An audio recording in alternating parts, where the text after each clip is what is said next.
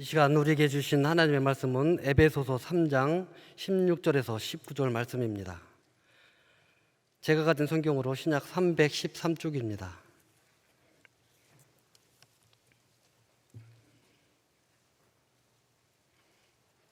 하나님의 말씀을 교독하겠습니다. 그의 영광의 풍성함을 따라 그의 성령으로 말미암아 너의 속사람을 능력으로 강건하게 하시오며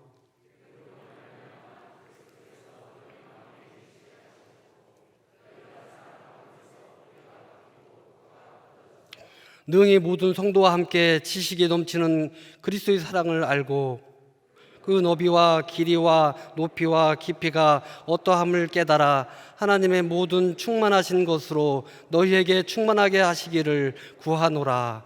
아멘. 부족한 사람을 귀한 말씀의 자리로 초대해 주셔서 감사를 드립니다. 오늘 교사 헌신 예배를 통해 하나님과의 깊은 영적 관계를 회복할 수 있는 복된 시간 되시기를 예수님의 이름으로 축복합니다. 여러분들은 부흥이란 말을 좋아하십니까? 부흥이라고 하면 여러분들에게 떠오르는 그 이미지가 전도, 교인 수의 증가, 교회 성장, 이러한 단어일 수도 아마 있을 것입니다. 또는 예전에 부흥 집회에서 불렀던 이 찬양 가사가 생각날지도 모르겠어요. 오소서 진리의 성령님, 이 땅 흔들며 임하소서. 물이 바다 덮음같이 여호와의 영광을 인정하는 것이 온 세상에 가득하리라. 이러한 찬양 가사는 당시 우리의 마음을 뜨겁게 했지요. 그런데 요즘은 이 부흥이란 단어가 참 부담스러운 단어가 되었습니다. 소위 부흥했다고 하는 대형 교회들이 보여준 부정적인 이미지 때문인지는 몰라도 부흥이란 단어는 더 이상 긍정적 이미지로 우리에게 다가오지 못하고 있고 교회들도 자연스럽게 이 단어 사용을 기피하고 있는 것 같아 보입니다. 몇 년 전에 한 소도시에서 다음 세대 부흥 사역자로 이름을 날렸던 목사님이 있었습니다. 교회 학교에 모이는 아이들의 숫자가 실로 엄청났다고 해요.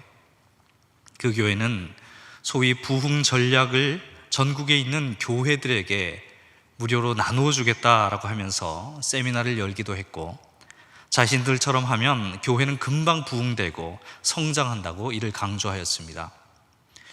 그런데 그 지역에 있던 타교회 목회자들이 큰 고민에 빠졌다고 하지요. 왜냐하면 부흥한 그 교회가 지역의 불신자 아이들을 전도한 것이 아니라 타교회 아이들을 빼내오기식으로 전도했기 때문입니다. 교회 학교 행사에 막대한 재정을 투입하면서 작은 교회들은 불러오기 힘든 유명한 사람들을 초청하고 아이들의 이목을 끌었으며 전도를 많이 한 아이들에게 또 추첨을 통해 값비싼 전자제품을 선물로 풀면서 그 지역의 호감도를 높였습니다. 행사 하나를 해도 지역 전체에 대대적으로 광고를 하니까 멀리서도 그 행사에 참여하려고 타교회 부모들과 아이들이 오면서 소위 교회 갈아타기 운동이 일어난 것입니다. 여러분, 이것을 과연 우리가 부흥이라고 말할 수 있을까요? 아이들의 숫자만 늘어난다면 이런 부흥을 과연 우리가 꿈꾸어야 하겠습니까? 여러분, 우리말 성경에서 부흥이란 단어가 몇 번이나 등장하는지 아십니까? 개역개정 성경에서는요, 이 부흥이란 단어가 하박국 3장 2절에 딱 한 번 등장합니다. 이 말씀을 함께 자막을 보고 읽어보도록 하겠습니다. 여호와여, 내가 주께 대한 소문을 듣고 놀랐나이다. 여호와여, 주는 주의 일을 이 수년 내에 부흥하게 하옵소서. 이 수년 내에 나타내시옵소서. 진노 중에라도 긍휼을 잊지 마옵소서. 여기에서 부흥하게 하옵소서에 해당하는 히브리어 하이예후의 원형 하야라는 단어는요, 살다, 생명을 보존시키다 라는 의미입니다. 부흥은 죽었던 것을 다시 소성케 하는 것입니다. 그런데 이 구절을 자세히 살펴보면요, 부흥하게 하옵소서의 목적어가 주의 일입니다. 여러분, 우리가 보통 기도할 때 내 심령을 부흥하게 해 주십시오, 우리 교회와 이 땅을 부흥케 하옵소서, 이런 기도를 드리지 않습니까? 그런데 지금 하박국 선지자는 나의 일, 우리의 일을 부흥하게 해달라고 하지 않고 주의 일을 부흥하게 해달라고 기도합니다. 그렇다면 여러분, 주의 일이 무엇일까요? 여기서 주의 일은요, 심판의 역사를 말합니다. 그렇다면 주님의 심판이 도대체 누구에게 내린다는 것이며, 주님의 심판은 누구를 부흥케 하는 것입니까? 심판은 죽이는 것인데 어떻게 이 심판이 살리는 부흥이 될 수 있다는 말입니까? 당시 하나님의 백성들은 이 심각한 불의와 죄로 오염이 되어 있었습니다. 그리고 이들을 심판한 것이 바로 주의 일이었습니다. 또한 유다 백성들을 괴롭히는 대적 바벨론을 향한 심판이 바로 주의 일이었지요. 결국 주의 일을 수년 내에 부흥하게 하옵소서라는 것은 하나님께서 하나님의 백성들과 또 바벨론에 대한 심판을 수년 내에 이루어 주옵소서라는 의미입니다. 여러분, 심판이라는 주의 일이 유다와 바벨론에게 임한다는 것은요, 유다 백성 입장에서 보면 살다, 생명을 보존시키다라는 의미의 부흥이 아니지 않습니까? 이것은 오히려 유다를 죽이는 일이 아닙니까? 주의 일이 심판으로 나타나고 의인이 고통받는 것에 대해 절규하던 이 하박국 선지자는 하나님과의 대화를 통해 하나님에 대한 새로운 이해를 가지게 되는데요, 주님의 이 일이 유다 백성들에게 지금은 이해할 수 없는 심판으로 나타나고 있지만, 이것은 유다 백성들에게는 일시적인 고통일 뿐이고 궁극적으로는 대적 바벨론이 파멸될 것이며 유다가 하나님과의 관계를 회복하여 완전히 새롭게 소생될 것임을 하박국 선지자는 믿음으로 고백하며 간구하고 있는 것입니다. 그래서 이 구절의 후반부에 보면 진노 중에라도 긍휼을 잊지 마옵소서라고 간구하고 있는 것이죠. 여러분, 부흥이란 우리가 원하는 일을 주님의 은혜와 주님의 능력으로 이루어내는 것을 말하지 않습니다. 부흥은 전적으로 주님의 일입니다. 부흥의 주체는 주님이시며 부흥은 우리를 향하신 하나님의 뜻이 이루어지는 것입니다. 여러분, 부흥은 우리의 심령에 하나님의 충만하심이 가득하게 되어 우리의 믿음과 우리의 영이 완전히 새롭게 살아나는 것입니다. 부흥은 우리의 가슴을 벅차게 하고 하나님 한 분에게 잇대어 있는 것으로 만족하는 삶을 누리게 합니다. 또한 부흥은 개인적인 신앙에만 관심을 가진 성도들에게 생명력을 확장시켜서 교회 전체가 더불어 하나님 나라의 일을 감당할 수 있도록 꿈을 꾸게 합니다. 부흥이 우리에게 임할 때 우리는 하나님을 강력하게 경험하게 되는 것입니다. 여러분, 육신의 풍요로움과 이 안락함 때문에, 또 물질과 관계의 풍요로움 때문에 혹시 영적 부흥을 향한 목마름이 없다면, 그래서 그저 그렇게 습관적인 신앙생활을 하고 있다면 오늘 이 시간 하나님의 음성 듣기를 소망하면서 영적 부흥을 다시 꿈꿔보시지 않겠습니까? 하나님을 지식적으로 아는 것에 만족하지 않고 강한 하나님의 임재를 이 시간 경험해보고 싶은 마음이 생기기를 주님의 이름으로 축복합니다.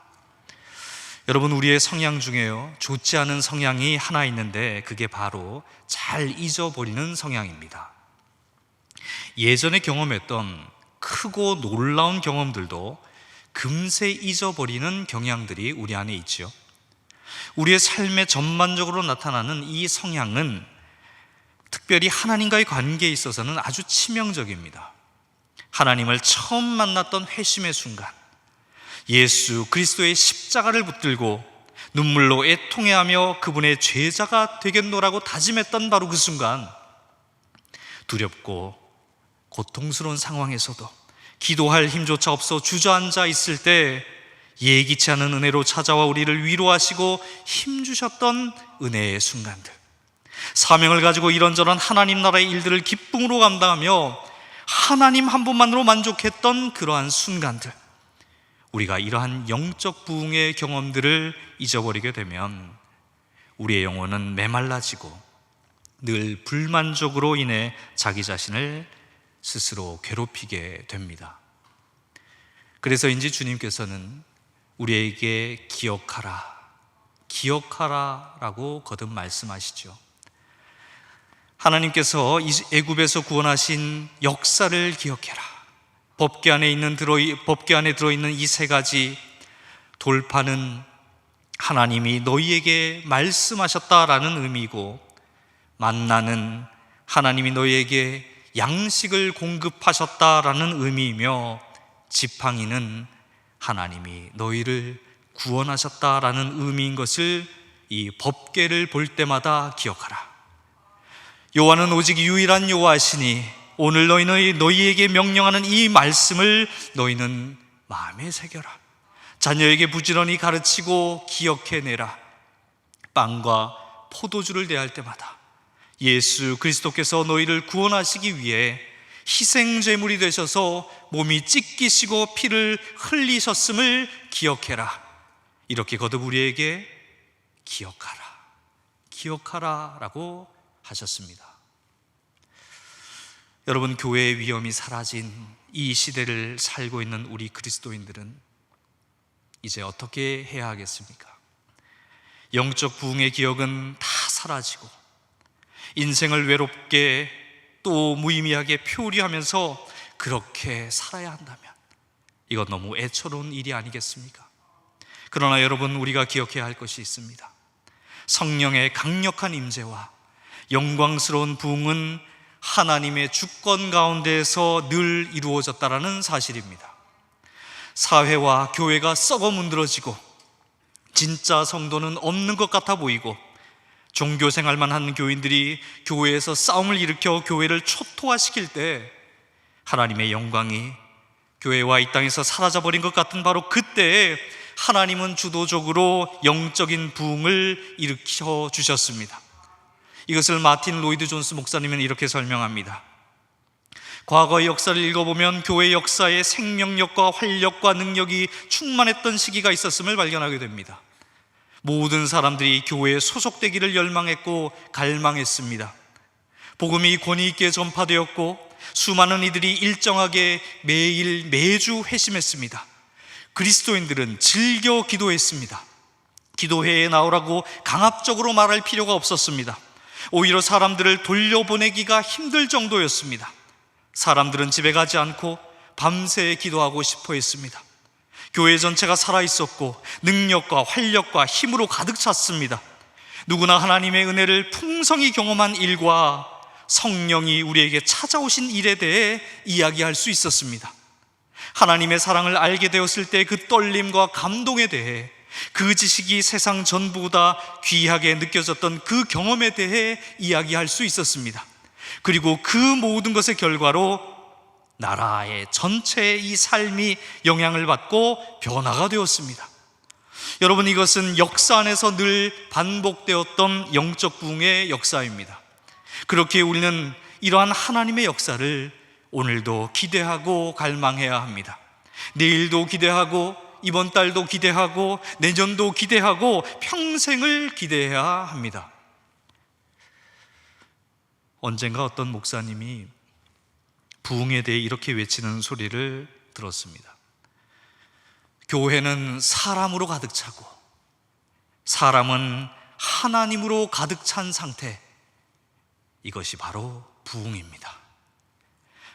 교회는 사람으로 가득 차고 사람은 하나님으로 가득 찬 상태, 이것이 바로 부흥입니다. 어떤 이들은 사람으로 가득 찬 교회에만 관심이 있을지 모르겠지만 우리는 하나님으로 가득 찬 나, 하나님으로 가득 찬 너, 하나님으로 가득 찬 우리를 꿈꾸어야 합니다. 여러분들은 어떻습니까? 부흥을 진정 꿈꾸고 계십니까? 난 교회에서 이런저런 사역도 많이 하고 또 열심히 하고 있으니까, 공예배도 잘 출석하고 있으니까 저는 이것으로 만족합니다. 혹 이런 생각을 하고 계시지는 않습니까? 여러분, 여러분의 개인적인 영적 부흥을 꿈꾸시고 또 교회의 영적 부흥을 위해 정말 간절히 기도하고 계십니까?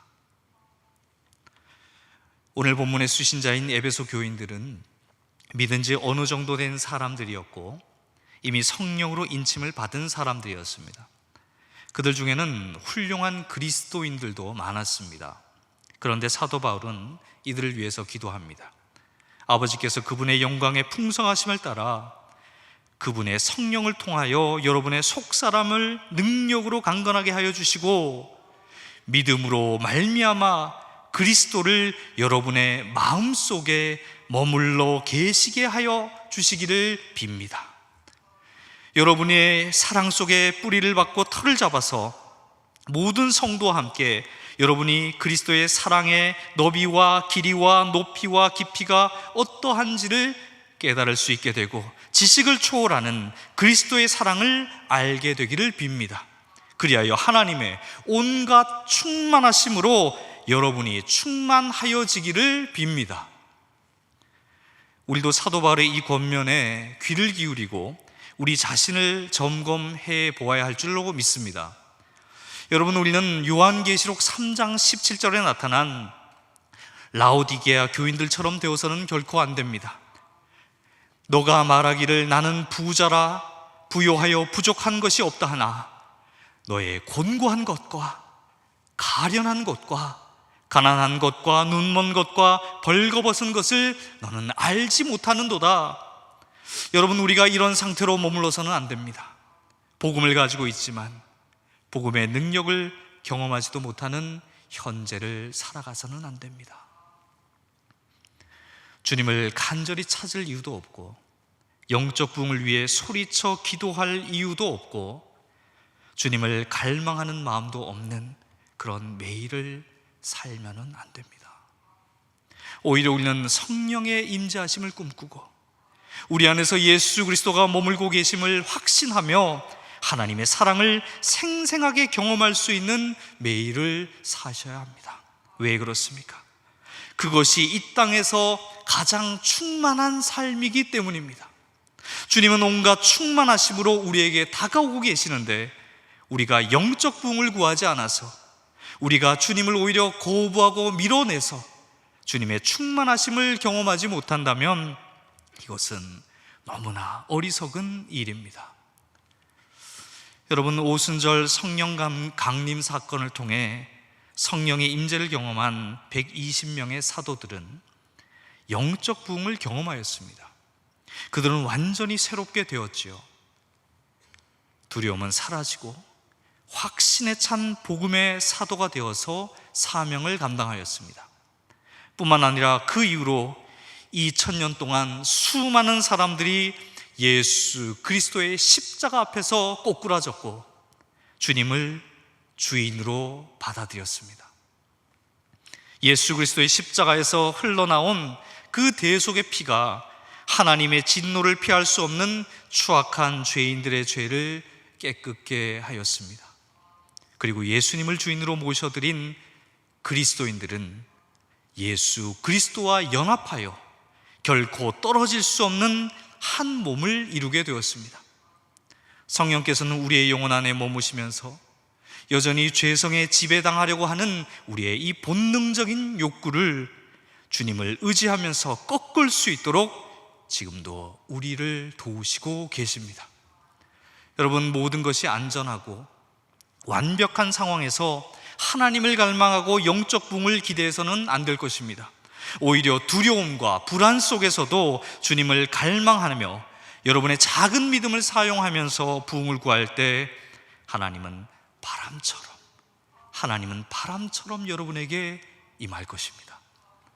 여러분, 자기 중심적인 사소한 문제만 해결받고 싶어서 안달난 자처럼 그렇게 살지 마시고 내가 그리스도와 함께 십자가에 못 박혔나니 이제는 내가 사는 것이 아니요 오직 내 안에 그리스도께서 사시는 것을 믿사오니 예수 그리스도의 사랑을 더 깊이 알고 느끼기 원합니다. 하나님의 모든 충만하심으로 충만해지는 것이 나의 가장 큰 소원입니다. 하나님을 더욱 생생하게 체험하기를 간절히 원합니다. 이러한 소망과 이러한 간구를 우리가 지속적으로 드릴 수만 있다면 하나님으로 충만한 삶, 하나님 한 분만으로 만족하는 삶을 분명히 살게 될 것입니다. 여러분, 우리에게 진정 부흥이 온다면 이런 고백을 하게 될 것입니다. 나의 소원이 있다면 주님을 참으로 사랑하는 것, 내 의식이 없는 그 순간에도 우리 주님에 대한 사랑을 고백하고 싶소. 나의 소원이 있다면 주님을 참으로 사랑하는 것, 내 의식이 없는 그 순간에도 우리 주님에 대한 사랑을 고백하고 싶습니다. 2009년에 하나님 나라로 가신 한국 CCC 설립자 고 김중건 목사님은 이렇게 자신의 소원을 말씀하셨습니다.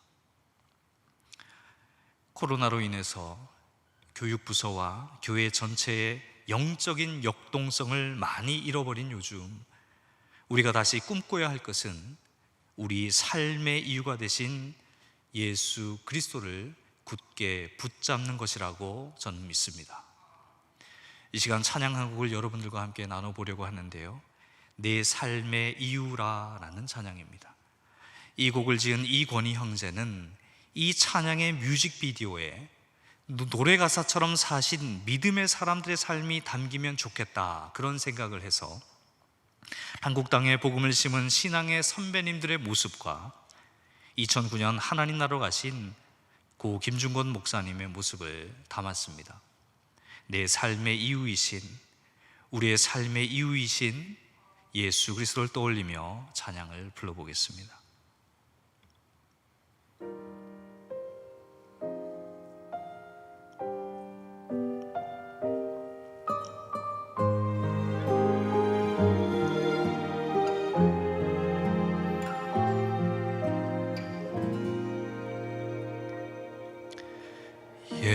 예수는 내 힘이요 나의 기쁨 내 참 소망 그 이름의 생명이 내 삶의 이유라. 예수는 내 힘이요 나의 기쁨 내 참 소망 그 이름의 생명이 내 삶의 이유라. 오직 주만 따라갑니다. 오직 주만 높임 받으소서. 내 평생에 그 이름을 그의 선하심을 세상에 노래합니다. 그 이름에 그 신능력 영원한 생명이 내 삶의 이유라.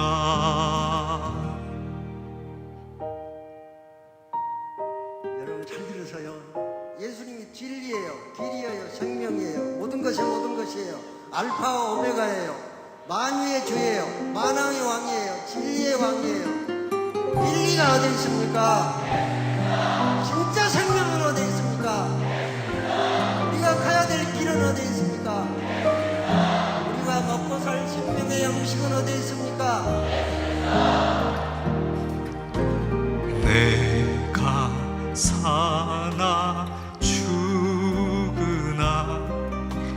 그 이름을 위하여 내 모든 것 다 드리니 나를 받으소서.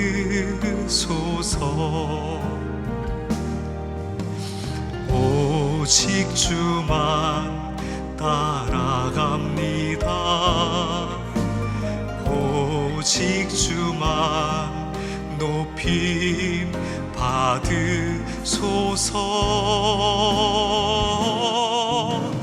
내 평생에 그 이름을 그의 선하심을 세상에 노래합니다. 그 이름에 크신 능력 영원한 생명이 내 삶의 이유라.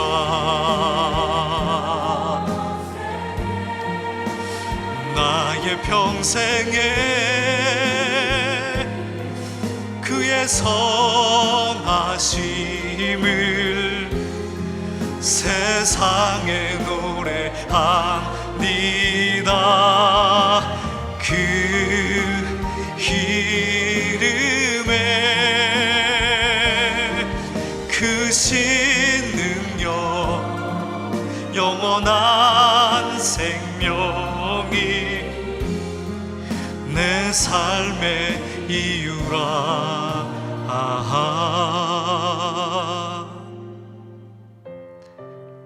내 삶의 이유라.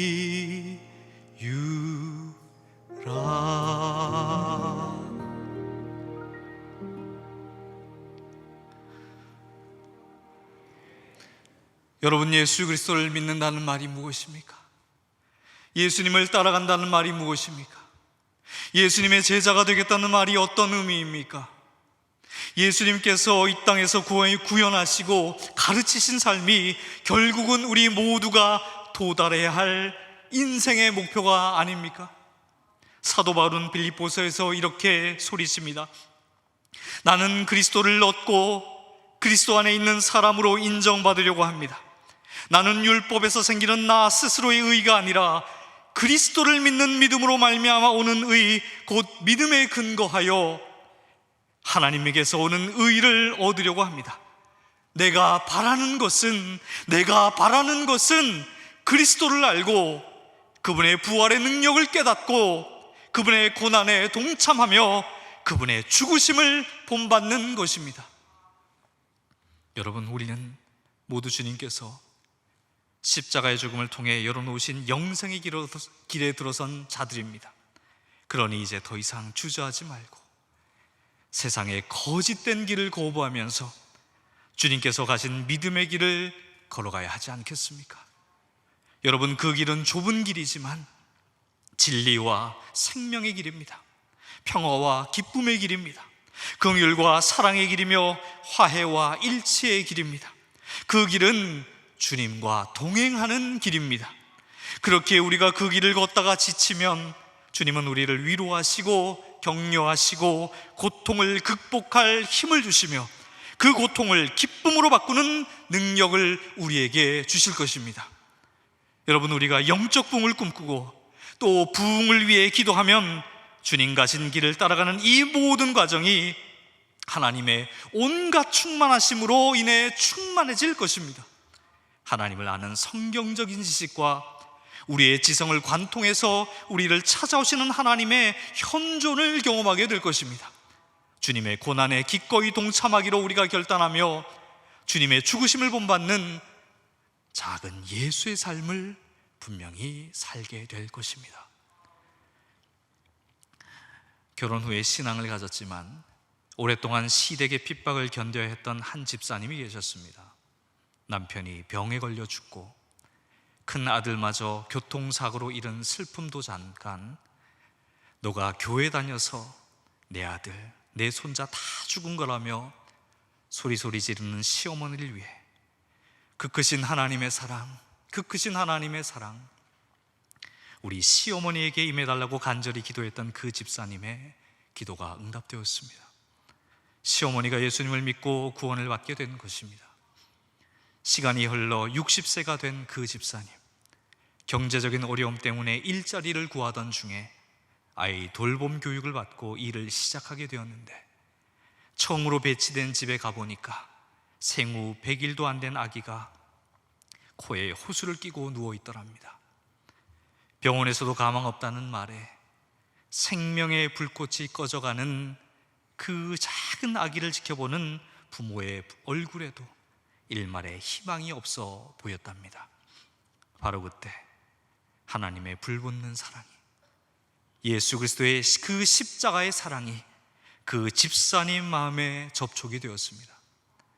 그의 영혼에 영적인 부흥이 일어나게 된 것입니다.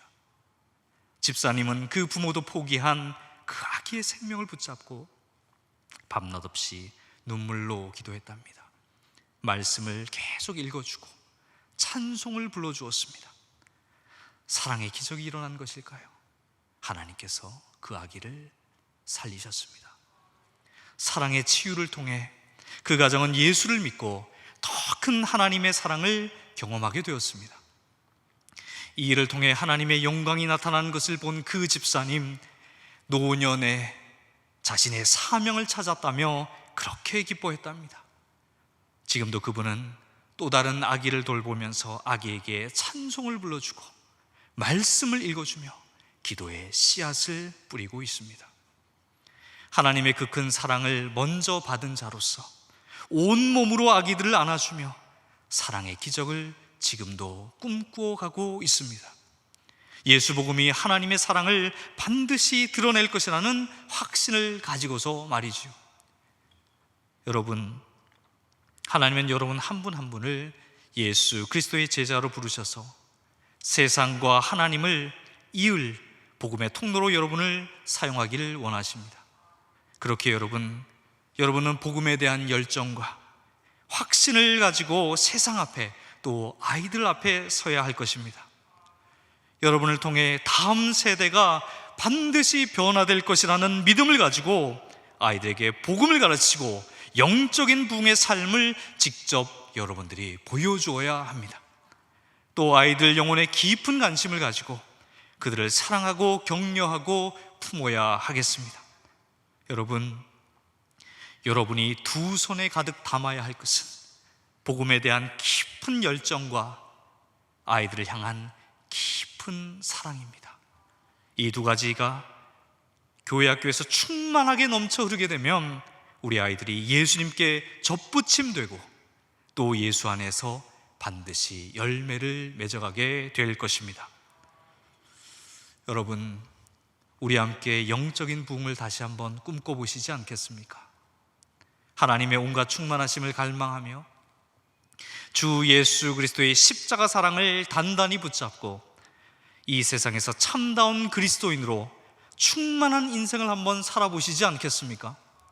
바라기는 여러분의 개인의 영적인 부흥과 전안중앙교회 공동체의 큰 영적인 부흥이 도래하여 하나님으로 충만한 예배, 하나님으로 충만한 삶, 하나님으로 충만한 사역이 이루어지기를 예수님의 이름으로 간절히 축원합니다. 기도하겠습니다. 하나님, 전안중앙교회 공동체에 하나님의 진리와 생명의 말씀이 임하기를 간절히 원합니다. 모든 성도들의 삶에 세밀하고 신속하게 성령의 역사와 영적 부흥이 일어나기를 원합니다.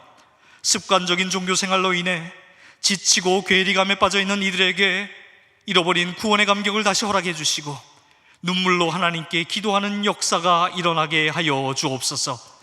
세상의 거짓 진리에 현혹되어 세상 사람들과 구별되지 않는 삶을 사는 연약한 성도들에게는 진리의 말씀이 임하여 예수를 주로 시인하고 주님의 가르침을 믿음으로 받아들여 세상 속에서 거룩을 외칠 뿐 아니라 거룩을 자신의 행실과 삶으로 증명해내는 은혜의 역사가 일어나게 하여 주옵소서.